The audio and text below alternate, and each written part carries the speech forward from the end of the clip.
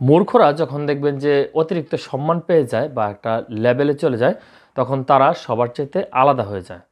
মানে সে নিজেকে একটা আলাদাভাবে একটু উচ্চ লেভেলের বা অন্য লেভেলের নিজেকে ভাবতে আরম্ভ করে দেয়, মানে তার ভিতরে অহংকার তৈরি হয়ে যায়।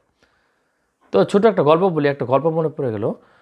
তো এক রাজার বাড়িতে কিছু ইঁদুর আসছে খাবার খাওয়ার জন্য। তো খাবার খুঁজতে খুঁজতে কিছু না পেয়ে তো টেবিলের উপর দেখলো যে রাজার হীরের আংটিটা পড়ে রয়েছে। তো সেই আংটিটা একটা ইঁদুরে গিলে খেলো। তো এখন রাজামশাই তো সকালবেলা ঘুরতে ঘুরতে হয়রান, কোথাও সে আংটি পায় না।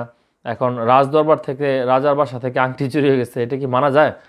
তো রাজা সাহেব জরুরি মিটিং ডাকলেন যে এই আংটি কে নিছে, এই আংটি খুঁজে বের করতে হবে। তো তারপর তাদের যে পণ্ডিত আছে, পণ্ডিত মশাই তিনি বললেন যে আংটি আপনার ওই জ্যোতিষীর মাধ্যমে তিনি জানতে পারলেন যে আংটি তো একটা ইঁদুরে খেয়ে ফেলেছে। তো এখন রাজা ঘোষণা করলেন যে এই আংটি যে এনে দিতে পারবে তাকে পুরস্কৃত করা হবে। তো সেনাপতি, তুমি এই জন্য উদ্যোগ নাও। তো এখন সেনাপতি করলো কি, খুঁজতে খুঁজতে দেখলো যে এক জায়গায় অনেকগুলো ইঁদুর। তো সেই ইঁদুরের ভিতর থেকে একটা ইঁদুর দেখলো কি আলাদা একটা জায়গায় সে একটু আলাদাভাবে সরে সরে রয়েছে। তো সেই ইঁদুরটাকে ওই সেনাপতি ধরে এনে রাজদরবারে নিয়ে আসলো। তো তাকে কেটে কুটে তার পেটের ভিতরে কিন্তু পাওয়া গেল ওই যে যে রাজামশাইয়ের হীরের আংটিটা, সেটা পাওয়া গেল। তো এখন রাজামশাই ওই সেনাপতিকে পুরস্কৃত করলেন।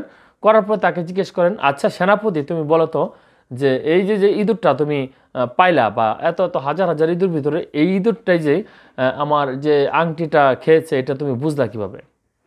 তো সেনাপতি সহজে জবাব দিলেন যে হুজুর, এটা আপনি বুঝলেন না, এটা এই ইঁদুরটা অন্যান্য ইঁদুরের চাইতে আলাদা অবস্থান করছিল। তো এখন আমাদের সমাজ ব্যবস্থায় দেখবেন বর্তমানে যারা একটু এই মূর্খ যারা, হ্যাঁ মূর্খরা কিন্তু যদি একটু সম্মানিত হয়ে যায় বা একটু অর্থ আধিপত্য যদি পেয়ে যায়, তারা মানুষকে মানুষ মনে করে না, তারা নিজেকে একটু আলাদা রাখতে পছন্দ করে, মানে নিজেকে গুছায় রাখার চেষ্টা করে।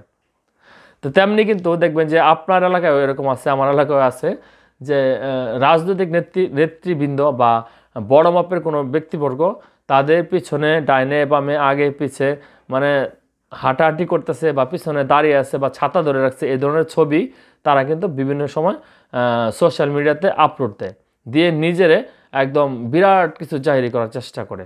আবার অনেকে দেখবেন যে প্রোফাইল পিকচারে তার আগে পিছে নেতার ছবি বা অমুক টমুক এই সমস্ত দেওয়া হয়। আরে ভাই, এটা আপনি কি বুঝাইতে চাইতেছেন? আপনি কি নিজে বুঝতেছেন যে এটা আপনি কি বুঝাইতে চাইতেছেন?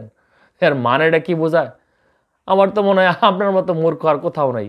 কারণ আপনার নিজের যে সক্ষমতা, নিজের যে যোগ্যতা, সেটা বাদ দিয়ে আপনার নেতার পরিচয়ে আপনি আজকে পরিচিত হইতে চাইতেছেন। তো ওই যে ইঁদুর, যে মূর্খ ইঁদুর, এই মূর্খ ইঁদুরের মতো কিন্তু আমগর সমাজেও বর্তমানে এরকম কিন্তু অবস্থার প্রচুর ব্যক্তিত্ব রয়েছে। তো আমার কাছে মনে হয় এরা ওই ইঁদুরের মতোই মূর্খ একটা অবস্থানে বসবাস করতেছে। তো আপনার মতামত দিতে পারেন, আপনার মতামত আমাদের কাছে অনেক মূল্যবান। তো ভিডিওটি ভালো লাগলে অবশ্যই ফলো দিয়ে রাখবেন। তো আজকের মতো বিদায় নিচ্ছি, আল্লাহ হাফিজ।